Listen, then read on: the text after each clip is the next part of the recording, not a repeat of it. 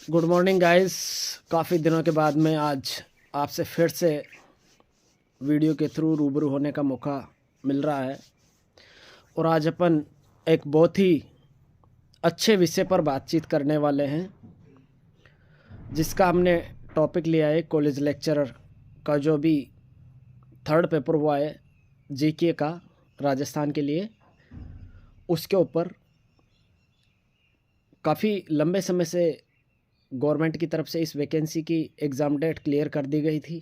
फिर भी नई सरकार बदलने के बाद में बहुत सारे अभ्यर्थियों के दिमाग में कन्फ्यूजन था कि एग्ज़ाम तय समय पर होगा कि नहीं होगा। लेकिन अपने राजस्थान के जो फेमस कॉलेज लेक्चरर हैं गणपत सिंह जी, उन्होंने पहले ही क्लियर कर दिया था कि एग्ज़ाम तय समय पर ही होगा और मैक्सिमम जो ज्योग्राफी है उसका पोर्शन पुरानी बुक्स से ही आएगा। तो एज इट इज़ ऐसा ही हुआ। हम भी उनके मार्गदर्शन में ही इसकी तैयारी कर रहे थे, एग्ज़ाम भी देकर आए हैं।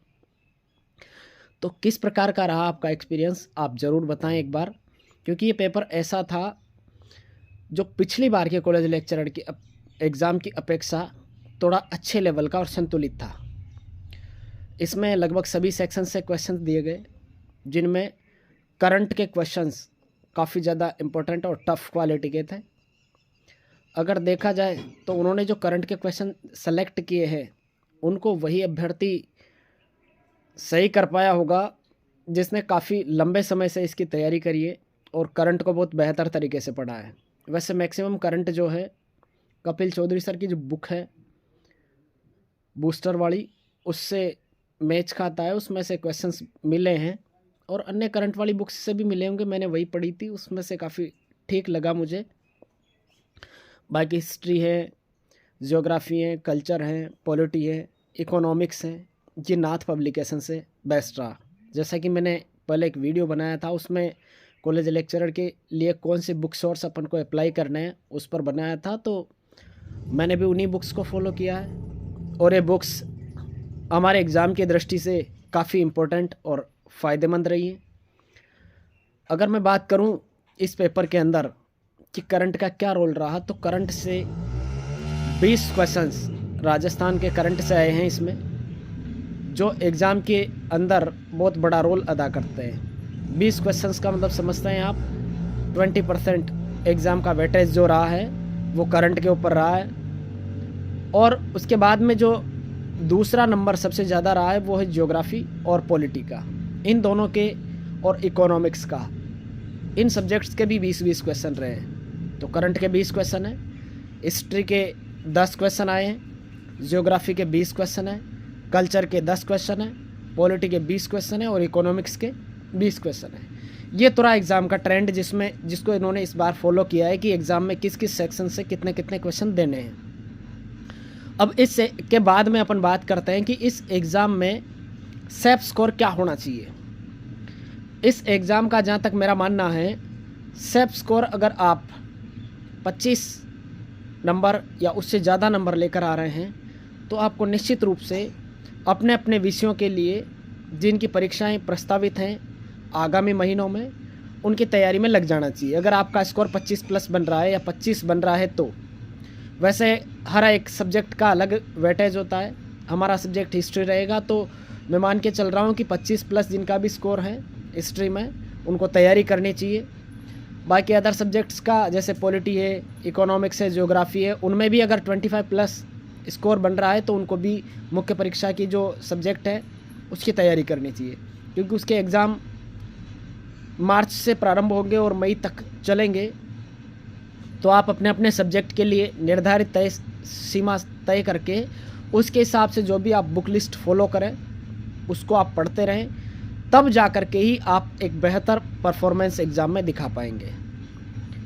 अब मैं बात करता हूँ, जैसे इसमें कुछ क्वेश्चन रहे जिनके ऊपर आदमी को ज़्यादा कंफ्यूज होना पड़ा। उनमें मुख्य रूप से हैं, मैं आपको बता रहा हूँ। जैसे सीधे एक तो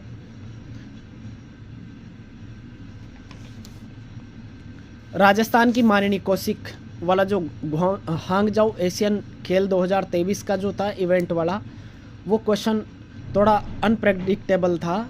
ऐसे क्वेश्चंस नहीं पूछे जाने चाहिए, क्योंकि ऐसे क्वेश्चंस में आप संयुक्त स्कोर ध्यान नहीं रख पाते हैं।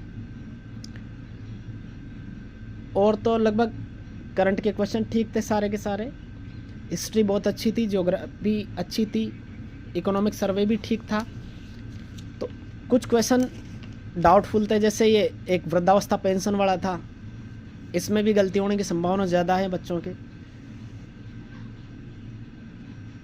एक नवा राष्ट्रमंडल संसदीय संघ जो उदयपुर में सम्मेलन हुआ था, वो भी गलत होने की संभावना ज़्यादा है ऐसे क्वेश्चंस में। एक वो जीवाश्म कितने साल पुराना मिला है, ऐसे क्वेश्चंस में अभ्यर्थी अक्सर गलती कर देते हैं। बाकी तो लगभग ठीक था, उसमें कोई ज़्यादा दिक्कत वाली बात नहीं है। अब मैं बात करता हूँ अपने को जो हिस्ट्री सब्जेक्ट है, जिससे अपन कॉलेज लेक्चरर का मेन सब्जेक्ट है जिनकी भी हिस्ट्री, तो उसकी तैयारी के लिए कौन कौन सी बुक लिस्ट फॉलो करें आप, उसके ऊपर अपन बात कर लेते हैं। तो प्राचीन भारत अगर अपन को पढ़ना है, प्राचीन और मध्यकाल, तो उनके लिए, और एक आधुनिक, अगर आप ऑब्जेक्टिव की बात करूँ मैं इनमें, तो इनमें पप्पू सिंह की जो बुक निकाली है उन्होंने, तीनों की कंबाइंड है, तो वो ऑब्जेक्टिव ले सकते हैं। या फिर नाथ पब्लिकेशन की इंडियन हिस्ट्री के लिए ऑब्जेक्टिव बुक हैं, उसको आप प्रेफर कर सकते हैं। उसमें से आप ऐसा करें कि प्राचीन और मध्यकाल दोनों बुक्स में से कोई सी भी एक लेकर प्राचीन और मध्यकाल को आप ऑब्जेक्टिव से क्लियर कर दें, कंप्लीट कर लें। उसके बाद में आपके पास सेक्शन बचता है मॉडर्न हिस्ट्री और वर्ल्ड हिस्ट्री। तो मॉडर्न हिस्ट्री को और वर्ल्ड हिस्ट्री को आप अलग अलग बुक से पढ़ें, वो ज़्यादा फ़ायदेमंद रहेगा। और अगर आप इनको अलग अलग बुक से पढ़ेंगे तो जैसे वर्ल्ड हिस्ट्री है, या तो आप उसको किसी नोट से पढ़ लें, अगर नोट से नहीं पढ़ते हैं तो फिर कोई ऐसी बुक लें जो शॉर्ट हो, समराइज्ड हो, जिसको पढ़ने में आपको ज़्यादा समय वेस्ट नहीं हो, ऐसी बुक का आप इस्तेमाल करें। और ऐसी एक बुक है आर्या पब्लिकेशन की, तो आप आर्या पब्लिकेशन की बुक का अपने सोर्स के तौर पर इस्तेमाल कर सकते हैं, क्योंकि उसके अंदर बहुत क्रिस्प तरीके से हिस्ट्री को समझाया गया है। और मॉडर्न हिस्ट्री को भी आप आर्या से पढ़ लेंगे तो भी बेटर देन है अदर बुक से। तो वैसे अगर आप अलग अलग राइटर्स की बुक पढ़ेंगे तो उनसे ज़्यादा कुछ होने वाला नहीं है। इससे बेस्ट है कि आप ऐसी बुक पढ़ें, जैसे सबसे बेस्ट मेरे को तो अब तक यही लगी आर्या पब्लिकेशन वाली। इसके अलावा वाणी पब्लिकेशन भी एक बुक निकालता है, अगर आपको वो बुक पढ़नी है तो आप वो भी इस्तेमाल कर सकते हैं अपने जो मॉडर्न हिस्ट्री है उसके लिए। हिस्टोग्राफी के लिए आप गणपत सिंह जी की जो क्लासेज हैं उनका यूज़ कर सकते हैं, क्योंकि हिस्टोग्राफी एक ऐसा सब्जेक्ट है जिसको आप किसी एक बुक में बांध के नहीं रख सकते, सीधी सीधी बात यह है। और उसके लिए आप बुक भी लेना चाहेंगे तो पब्लिकेशंस वाले बहुत सारी बुक्स निकाल देते हैं, लेकिन उनका कोई तुक नहीं लगता मुझे कि वो ज़्यादा बेटर रहेंगी। इसलिए आप उन पुस्तकों के पीछे नहीं पड़ें, या तो आप किसी कोचिंग के नोट्स मिल जाएं आपको तो उनको बेहतर तरीके से तैयार कर लें, क्योंकि एक ऐसा सब्जेक्ट है जिस पर किसी की भी पकड़ संभव नहीं है।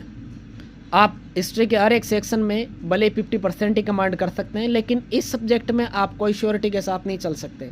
इसलिए आप इस पर नोट्स ले लें और नोट्स को बार बार रिवाइज़ करें। जितनी आप रिवाइज़ करेंगे उसको उतना ही आपके लिए बेस्ट होता जाएगा, क्योंकि रिवीजन ज़्यादा बेटर रहता है इनके लिए। मॉडर्न हिस्ट्री को आप आर्या से पढ़ लें, या फिर कोई अन्य बुक जो आप प्रेफर करना चाहें वाणी पब्लिकेशन की ले लो, दोनों में से एक ले लो मेरे आइडिया से। इससे ज़्यादा तीसरी बुक के पीछे आपको भागने की ज़रूरत नहीं है, जहाँ तक मेरा मानना है। और मध्यकाल और एंशिएंट को अगर आप पढ़ना चाहें किसी बुक विशेष से, तो उनके लिए अलग अलग आप बुक ले सकते हैं, ऐसी कोई भी दिक्कत नहीं है। लेकिन इनके लिए जो बुक लेंगे आप, तो किसी भी एक बुक में आपको इनके अंदर पर्याप्त जानकारी नहीं मिलेगी, किसी में कोई ना कोई टॉपिक आपका छूट जाएगा। और अगर आपको फिर भी कोई बुक पढ़नी है तो वह आर्या वाली बेटर रहेगी इनके लिए भी। तो आप हिस्ट्री का जो सारा सेगमेंट है, एंशिएंट, मेडिवल और मॉडर्न, इन तीनों के लिए आर्या ले लें, वर्ल्ड हिस्ट्री के लिए भी आर्या ले लें। इससे पढ़ करके और नाथ पब्लिकेशन से ऑब्जेक्टिव प्रैक्टिस करके आप हिस्ट्री में बेखौफ होकर के एग्ज़ाम देने जाएं, आपको कोई भी सक्सेस होने से नहीं रोक सकता। वर्ल्ड हिस्ट्री के अंदर आप आर्या लेंगे, उसके साथ साथ आप मॉडल टेस्ट पेपर, जो भी आपको बेस्ट मॉडल टेस्ट पेपर उपलब्ध करवा दे, जो भी पब्लिकेशन, उसके मॉडल टेस्ट पेपर ले लीजिए और उनको बार बार प्रैक्टिस कीजिए, क्योंकि बिना प्रैक्टिस के आप इस एग्ज़ाम को क्लियर नहीं कर पाएंगे। पिछली बार के जो पेपर था काफ़ी अच्छा और शानदार पेपर था हिस्ट्री सब्जेक्ट का, और मेरे दोस्तों का सिलेक्शन भी हुआ था 2 का, लेकिन वो दुर्भाग्यवश फाइनल मेरिट में बाहर हो गए हिस्ट्री से।